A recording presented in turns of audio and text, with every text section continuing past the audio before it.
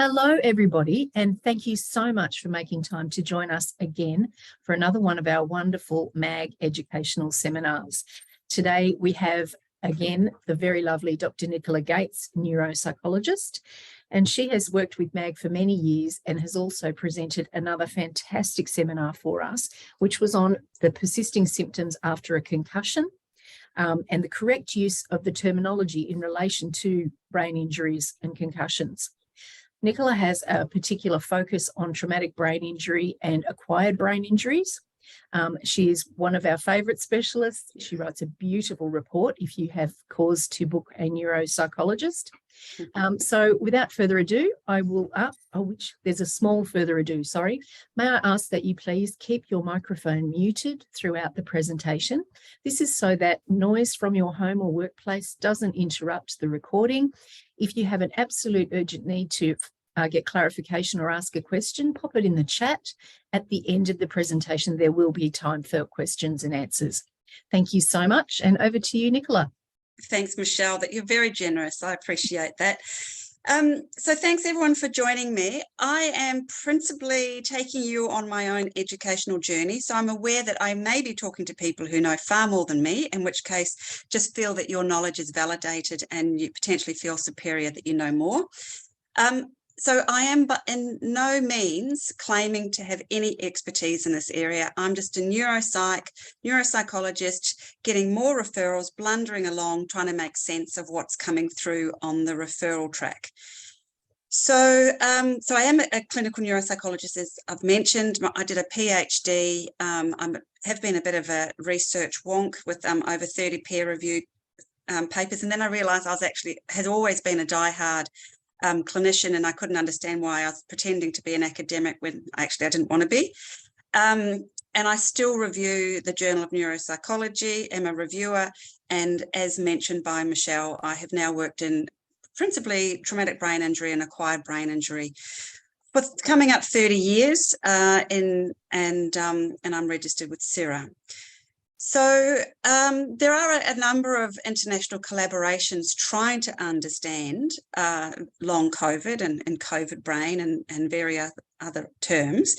In particular, I just want to recognise the Neuro-COVID Neuropsychology Task Force that started in 2020, but there have been another couple of initiatives, in particular by the NIMH, for example. The UK has been very proactive and very rapidly published research into this space. Of course, there can be a downside to rapid publications. So what I'm noticing in the last year in particular, when I say the last year, I mean 12 months, not the calendar year of 2023, but they are increasing.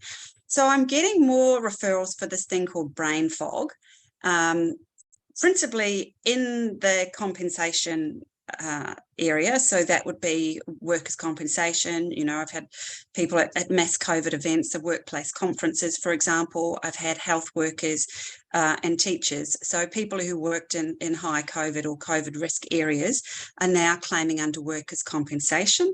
Some of them are also making claims under income protection, and some of the income protection claims have been entirely separate. And I've actually only had one medical referral, but that's probably because of if you like, my catchment. I tend not to get a lot of direct GP referrals. They tend to go through someone else first. So as I stated at the beginning, this is my experience, and I'm extrapolating from that, obviously with some research and so forth. So the subjective complaints, and we talk about subjective cognitive complaints, SCC, because they actually come up in a number of disorders, and they include things like fatigue, brain fog, slowed thinking, and memory issues. And research suggests that up to about 80% of people do report brain fog post-COVID. But I should also let you know that menopausal women, up the rate of about 70%, also report brain fog. And I think it's important that we put things into perspective, because 30%, whilst the NIMH in 2021 meeting indicated that 30% of patients do report neurological psychiatric symptoms in the acute phase of illness in ICU. And they do say the big surprise is people who didn't go to ICU who also report issues. So there's this number of about 30%. But to put that into context, in America, 16% of the population complain of headache on any one particular day. 70% of Americans complain of a stress-related symptom every day. Interestingly, in Australia, we have very high headache complaints, up to 28%. So we've got the highest, apparently, reported rate of headaches with no medical issue, and all of these are no medical issues underneath. So I think we do need to put it in context, particularly since these are often retrospective diagnoses. So I did see a person who reported all of these symptoms, and they, if I put up, we'll get the details here. So I do think we have to remember that subjective cognitive complaints are not a diagnosis. There is a distinct lack of specificity of symptoms, as I indicated. Brain fog, slow thinking, and memory issues are all reported, in large numbers, and lots of other conditions. And I don't know who is making up the audience, but quoting a consumer or a person's subjective complaints as a diagnosis, I think when you are asked to be an independent expert, would suggest that you're not executing your expertise. And our expertise that we can distill subjective complaints and obviously find out a bit more substantiating or differential diagnosis and substantiating information. So I did see a person who complained. I saw them 2 years post-COVID. Now they were symptomatic with COVID for 2 days. That was never verified by blood test or anything like that. And they reported symptoms about 3 months after contracting COVID. Now, if we think back to previous epidemics, there was evidence after the Spanish flu, for example, that people were developing symptoms much later than the disease, the acute phase of the disease. So there is absolutely the possibility that people can develop these things retrospectively. Sorry, not well, yes, and retrospectively, but also sometime afterwards. And we're not sure about the time frames of these, but certainly there is consistent evidence that those in ICU, so we're talking about significant cases, do report difficulties during that stage. And the anticipation was that there would be a spontaneous resolution in the same way there is for most people after a concussion or a mild traumatic brain injury or the flu. There is a spontaneous recovery by most people over a very short period of time. Now, I mentioned this case of this 51-year-old woman. She did develop pneumonia 2 weeks after COVID, and that's when she presented to the GP. And she was diagnosed with long COVID 3 months after the COVID event, which, as I said, wasn't verified by blood testing. And that's probably really important to note when you look at the research. So we've got this continuum. The star represents the event, and we've got over a couple of years an ongoing picture of difficulties. And this person had not returned to work and obviously was presenting under a workers' comp claim and an income protection claim. So if we look just for the symptoms of COVID, 80% of adults admitted for inpatient care do report difficulties, although there's some, that's a study in 2021. There is variability around that they still have some longer term issues. Now, case control studies indicate lower scores on some measures where they've actually done the testing, as distinct from subjective complaints post-COVID. And the difficulties they tend to report are in things like attention, memory, executive functioning, and verbal fluency. Now, again, just let's compare it to the NIH study on subjective cognitive complaints and stress-related disorders. They found that, yes, there are significantly more cognitive complaints compared to adults without stress-related disorders. And on testing, there was no difference. So there was this big discrepancy between subjective report and functioning. Now, there's not, I won't preempt where we're going. In actual fact, I'll hold that thought. So if we consider the pathological mechanisms, a number of things have been hypothesized. Now, when I say pathological memories, I mean pathological mechanisms as a threat to brain health and brain function. So the research is very unclear and inconclusive, and a number of mechanisms have been postulated. I guess they've been whittled down a bit more. An article in 2022 is sort of putting forward only 2 hypotheses, but the suggested candidates, because it is still inconclusive, is looking, the first one was that there was direct effects of cellular damage of viral invasion into the brain. So that was one of the first things that was postulated.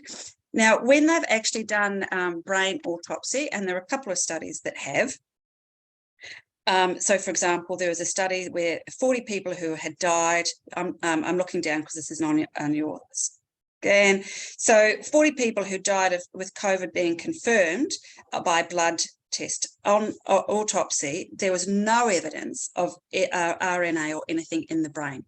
So the conclusion now is that COVID doesn't directly interfere or doesn't directly infect the brain. So we can kind of now, so these pathological mechanisms that were suggested, as I said, inconclusive, but this is a bit of a movable feast. And there's more, the latest research that I found, in fact, even in the 6 months since I went to MAG with a suggestion to do this presentation, things have changed.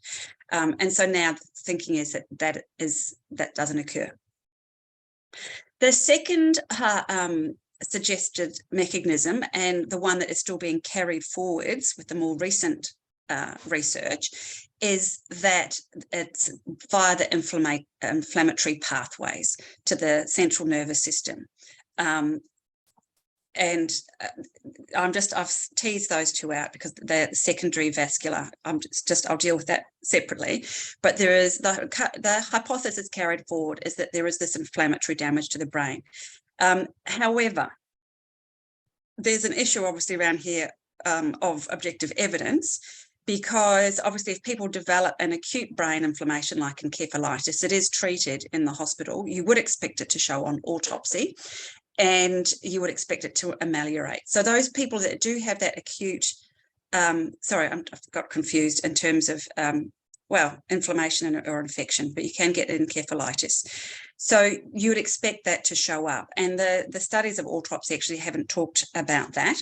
What they have found, which is relative to the first part, is that there does seem to be, on autopsy, some evidence of hypoxic damage. So of these severe cases of hospitalisation resulting in death, there was some evidence on brain dissection of some hypoxic damage to the brain.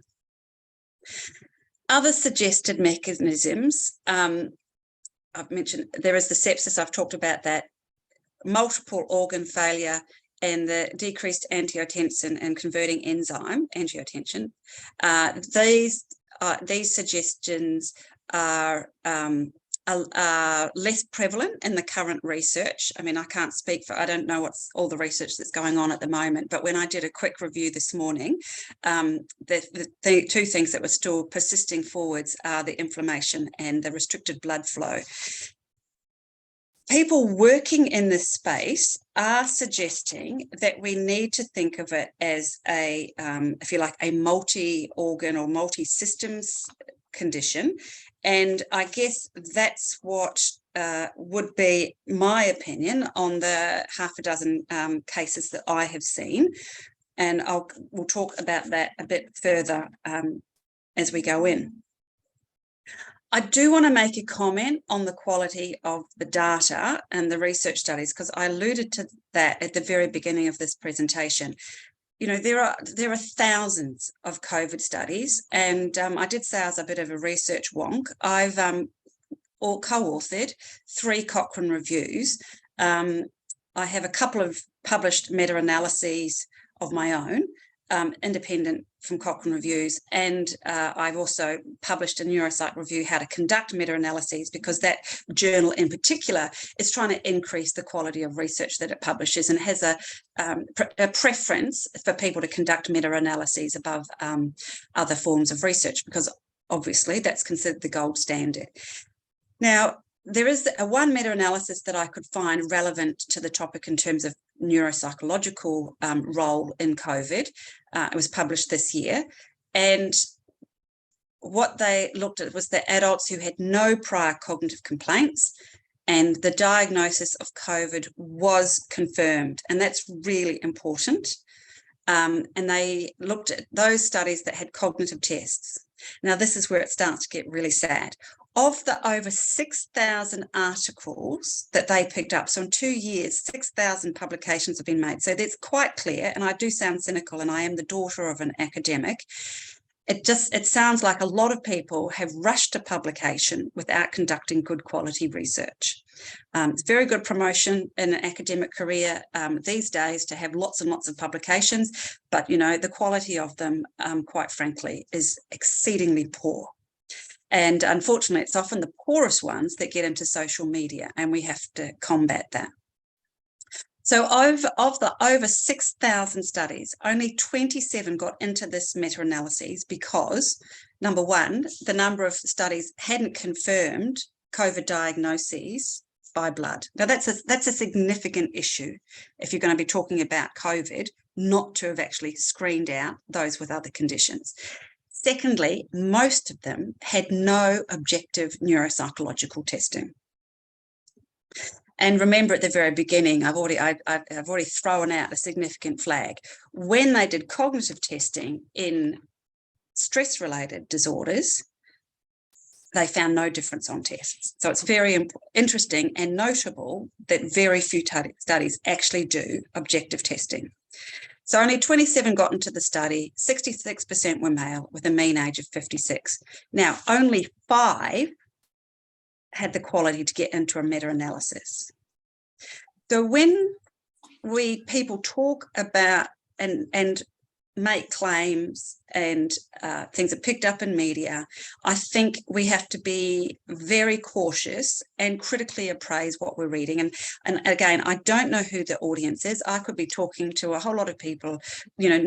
All of you could have done research and understand your statistics, but I can't assume that everyone in the audience does do research and understands the importance of quality. Now, this meta-analysis had a finding of statistical significance on the MOCA. Now, anyone who's aware, the MOCA is the Montreal Cognitive Assessment. It is a screen, principally a screen measure. It's a little better than the mini mental state exam, the MMSE, which that's 30 items. The MOCA is a little bit better in the sense that it has more items, and the more items you increase the construct validity and everything else of the test and the reliability. However, at the end of the day, it is a screening measure that is not going to be very sensitive compared to a full neuropsychological assessment, which I'm obviously going to be advocating as the outcome of my presentation today. So it found a significant impact on the MOCA. Now that sounds incredible, and people go, okay, there was a statistically significant change in cognitive functioning when they compared those with verified COVID to those without COVID. Now, I had an incredible professor when I did my PhD and supervising all my research and my meta-analyses and everything else. And this professor, who was also a clinician, said to me, so what? What is the clinical meaning of your results? And that's given me another dimension of my critical appraisal, because when I looked at the studies, the significant difference was one change in the total score on the MOCA. Now, that is within realms of error. So basically, I don't think there's a lot of clinical implications of a one change on the MOCA scale because it's bluntness. I'm sure there are clinicians who might beg to differ, but what I'm trying to say is there can be a lot of hyperbole around a scientific discovery, significant difference between people with COVID and without COVID. Absolutely, you can run that headline. But when we're talking about one change in the MOCA, you've got to think about how would that functionally impact a person. One change score in a MOCA is not sufficient to say someone can or can't be at work. All right, it's too blunt to make clinically relevant decisions on the basis of. Now, this meta-analysis, in the end, concluded that there was an insufficient number of published papers of quality to make any conclusions from their own research. And the notable thing they said was that the research is consistently poor. So it's not just me that takes that conclusion. So before I go further, there is this notion of post-viral dysautonia, and I'm not excluding that as being an outcome. And the symptoms of that are dizziness, rapid heartbeat, and fast breathing rate. And they may, if someone, they also, by the way, that sounds exactly like a panic attack. So that means it's going to be very tricky for people to diagnose with those symptoms, given the nature of people's complaint of neurological and psychiatric, because just on paper, when I read rapid heart rate, fast rapid breathing and dizziness, I, as a psychologist, neuropsychologist, the first thing that comes to my mind is actually a panic attack. So stress, a psychological response. I think what we need to do is sorry, I'm going to just hold there. I need to reach. I thought my computer was plugged in. Give me 1 second. It's not charging.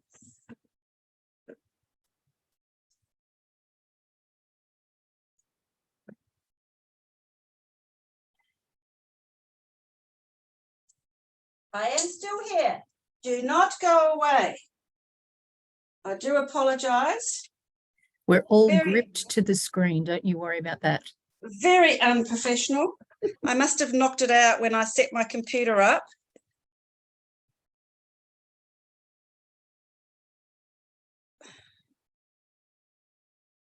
Right, we are all back in action. I do apologise.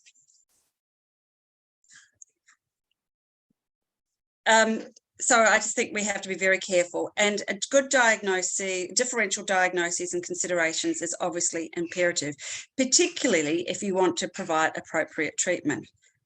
So the things we need to consider are what else at play, what is going on. And again, I have got compensation up the top, and there's a reason for that. Research consistently shows that about 30% of Australians making claims are doing so disingenuously when they are receiving compensation. And of the people I have seen, 90% of them have submitted neuropsych profiles that would indicate that they were not applying effort to testing, or they were effortfully making lots of errors. And I think that is a consideration. And I have actually raised that with the International Neuropsych sort of group, that they need to be doing validity testing in this area. And if they're going to do good quality research, I think they need to do validity testing. And I also think they need to do a lot more testing and screening of psychiatric issues. So the other things to consider are systemic health issues. So what else is going on? And by the way, I am really talking about those. This conversation that we're having is largely to do with those that did not go to ICU. I think the group of people who are profoundly ill, that they're in a different category. I'm talking really about those that weren't admitted to hospital. We do have to look at substance use or misuse. We have to look at employment issues. We have to look at stress, other background things, and so forth, and do a good differential. So when we go back to this case of the woman I saw, she failed the validity testing, as I mentioned. She absolutely had major mental health issues. I would have said that she had burnout prior to developing her symptom complaints and prior to her developing COVID, very chaotic and multiple issues. And so what do we need to do there? I don't think necessarily a diagnosis of chronic post-COVID was very helpful to her at all, because there is no treatment. So she actually got quite depressed by thinking, this is my lot going forwards. The treatment options for her were obviously to go and address your mental health issues. She had a significant history, pre-COVID history of mental health issues. As I mentioned, there's also evidence to suggest a lot of stress and family stressors pre-acute onset of COVID that, you know, she could deal with, could have help for. She was reporting fatigue, but you've got to remember, people get incredibly deconditioned. You know, if anyone's ever been in bed with the flu for a week knows that you are physically and feel quite weak afterwards. And if you don't push yourself because of fear or concerns, you're only going to go into this very vicious negative spiral of deconditioning. And then obviously we know that the less energy you use, the less energy you generate. So it becomes a very vicious cycle. And I think part of the delayed response of symptom reporting after COVID can often be simply due to the stress and the deconditioning that people have of being unfit, trouble breathing and so forth. Another treatment option for this person is to do scaffold task difficulties, energy budgets, and provide a lot of psychoeducation. By contrast, I saw, so that person contracted COVID at a workplace. They were the only person who reported long COVID from a work convention of over about 100 people. And even though it was a mass COVID event, this person I saw was the only person and had symptoms for 3 days, no loss of smell, no headaches, no fever during the acute phase of her condition. Achy bones, sore throat. By contrast, I saw a school teacher who contracted COVID from her students. And, you know, she did have fever. She was in bed for 4 days. She did have loss of smell. She did have a sore throat. She did have headache. She did have dizziness. She did have tinnitus. And then she felt she didn't recover very well. She was in bed for almost a week. Her whole family got COVID. Now, she was I won't say an elite athlete, but she was someone who exercised daily. And she really struggled to get back to her routine. She kind of thought that she would wake up and be as good as new. So she ended up reporting symptoms and then didn't work for 6 months and got worse and deconditioned. Now, when she came to me, the first thing I did was actually sit down with her and give her some education. I said, look, the research shows that very few people actually do have persisting symptoms. And the research kind of shows you've had to have been really sick with COVID. But what people do report are all these things. And I described the fatigue and deconditioning and all those sorts of things. People are reporting these things, but they might not be due to COVID. But the good thing is they are all treatable. Now, as soon as I said that, she goes, oh my goodness, yay, let's go forward and let's do everything. Now, this person is now back at work full time. So I think, you know, the language we use, and we already know this, we already know that some people are very suggestible. I think we have to be very careful about the language we use that can exacerbate symptoms and make things become self-fulfilling prophecies, or can be helpful and help people recover and do their best. So I am a clinician. I always focus on what can I do to make this person's life better? How can I improve their quality of life? So fundamentally, that's what I am motivated to do when people come, either if it's just for an assessment or whether it's therapy. So I think we have to be very careful on the language we use, because it's the 51-year-old, this woman who had the prolonged things, when she was complaining of symptoms, she was consistently told, you have severe post-cognitive fatigue. The physiotherapist said to her, you'll never get better, your lungs will be scarred for life. So these are the messages that she was receiving for the 1.5 years before she came to see me. No wonder she was depressed. So, as I've said, there is still no agreement on what's going on. However, some people are suggesting, and again, it hasn't been, some people are making hypotheses, but they're not talking to the people who are doing autopsy. And it'd be really good if we could academic research could stop being in silos and a little bit more cross fertilization. But 2 studies have found poorer cognition, again, with poorer pulmonary function. So you've got to think about oxygen going to the brain. And then there's a couple of studies that are suggesting that there might be brain changes similar to cognitive fatigue syndrome.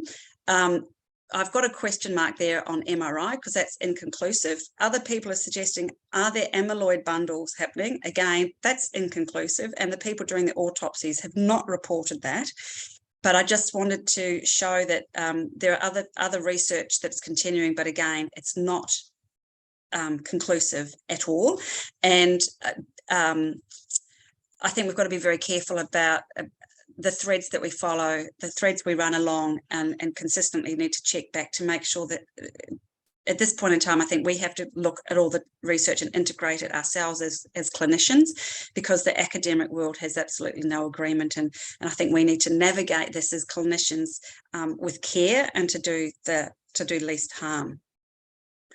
One thing is absolutely consistent across the studies is that we need a lot more research, good quality research with control groups, with blood verification of COVID being present, with validity testing, with psychometric measures to clarify whether in fact the subjective complaints of cognition, the SCCs, those symptoms, are associated with real cognitive deficits, neurological change objectively measured.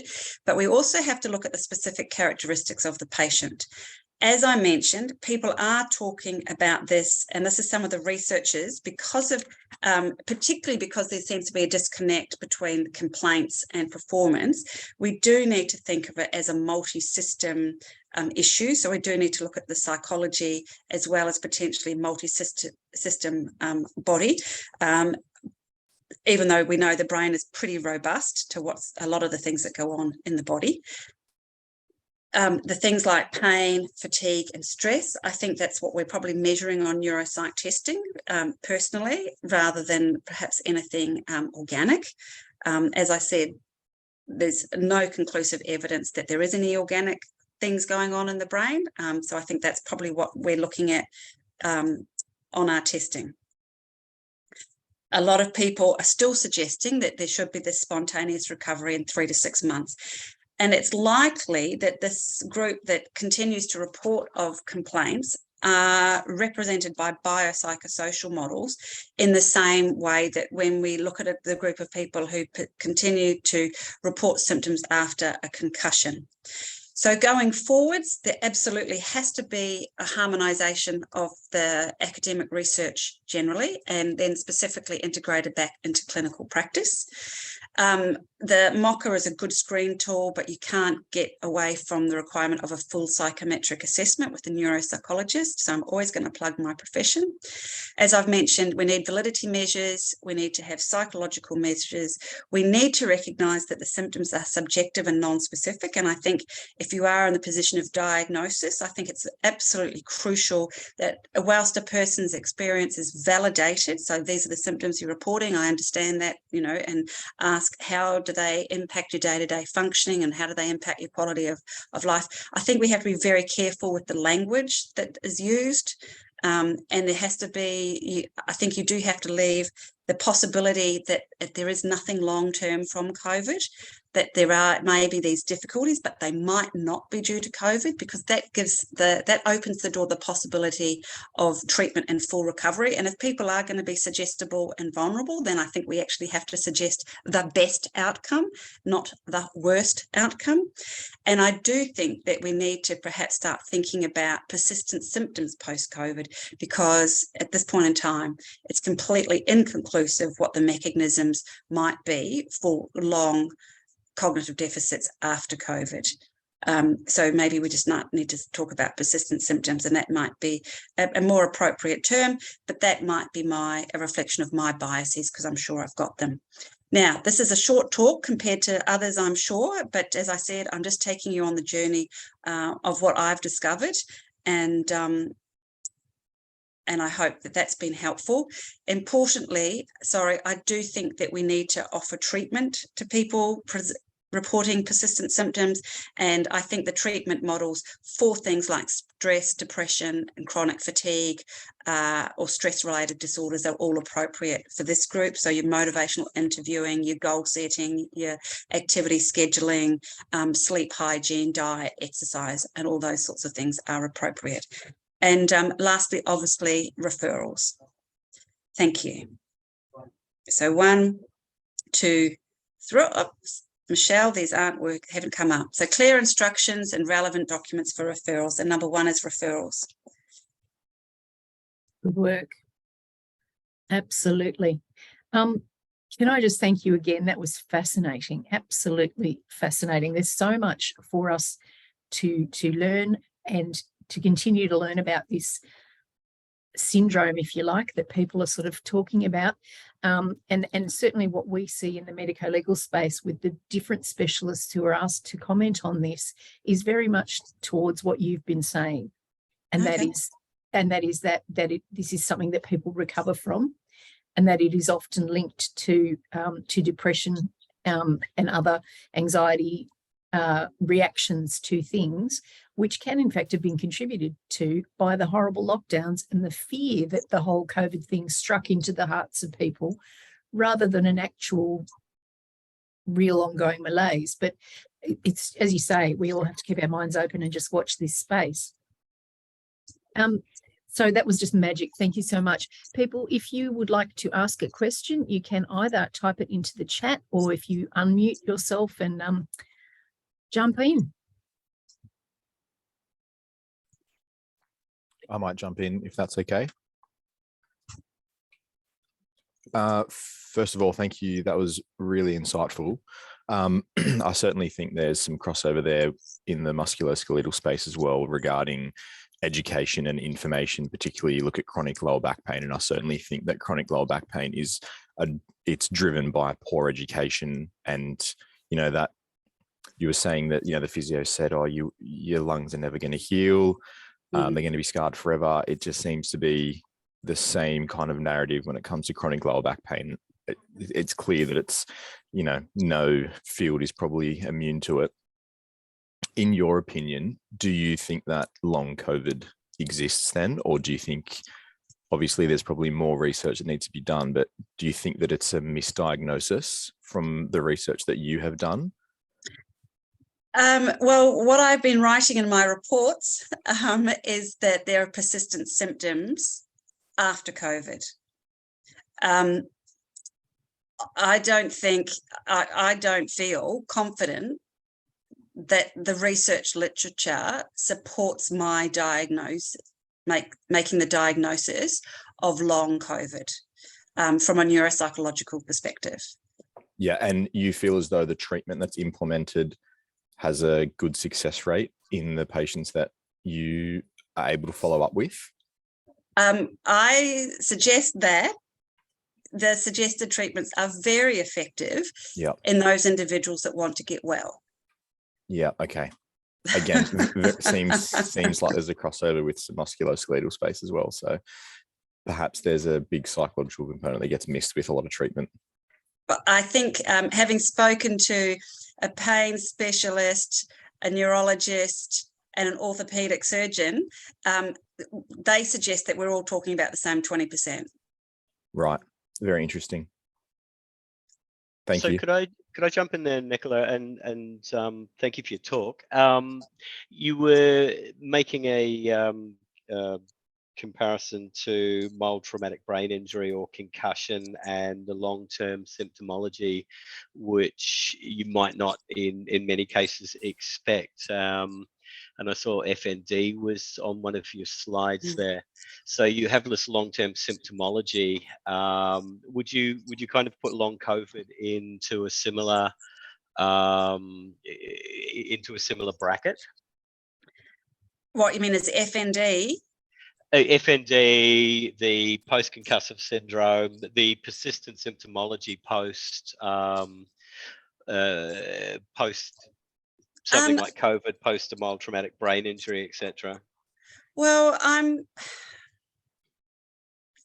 very aware that just because there's not evidence for something, it doesn't mean it doesn't exist. So the absence of evidence is not evidence of absence. So I'm very cognizant that, you know, we haven't there might be mechanisms that we haven't yet discovered, I guess is what I'm saying. So I'm trying to maintain a position of being open-minded, critically looking at the research that's coming out.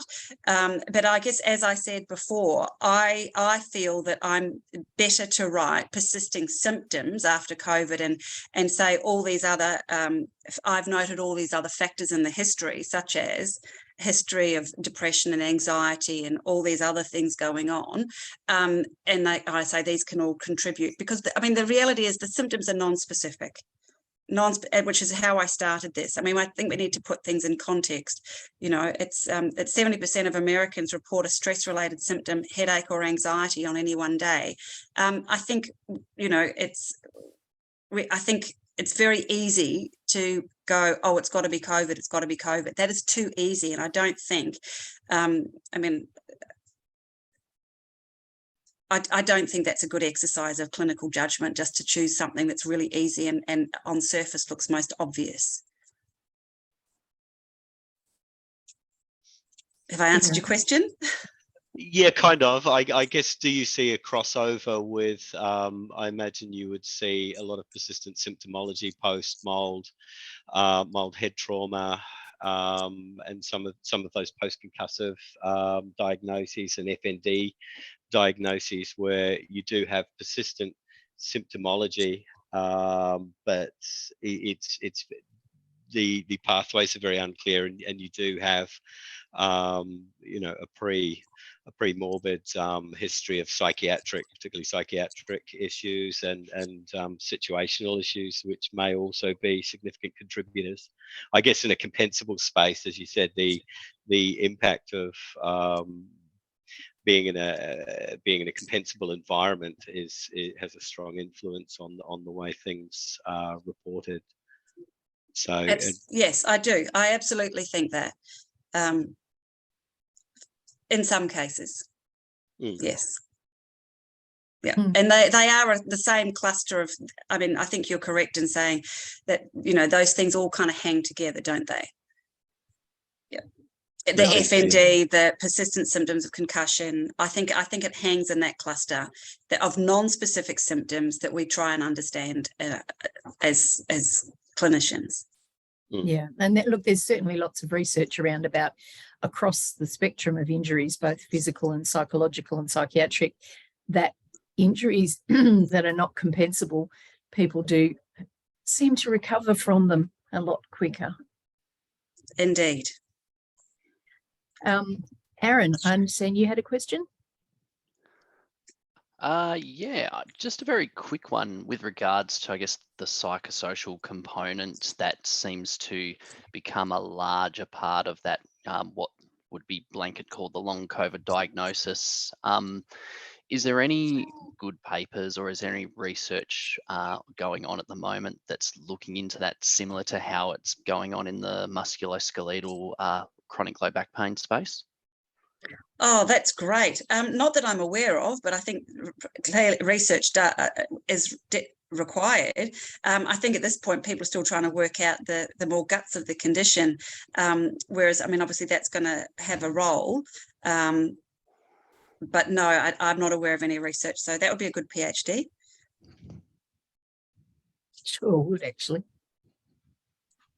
Well, look, people, we've gone a little bit longer than we normally do, but this has been really, really interesting. So I thank you all for your time. Unless there's any further questions, we'll wrap this up. So any other questions? No, lovely. Look, thank you again on behalf of MAG. Thank you so much, Dr. Nicola Gates, for your time today. And thank you all for joining us. The recording for this should be sent to you in about a day. And you can always watch our seminars, including the one I mentioned, her previous seminar, on our YouTube channel.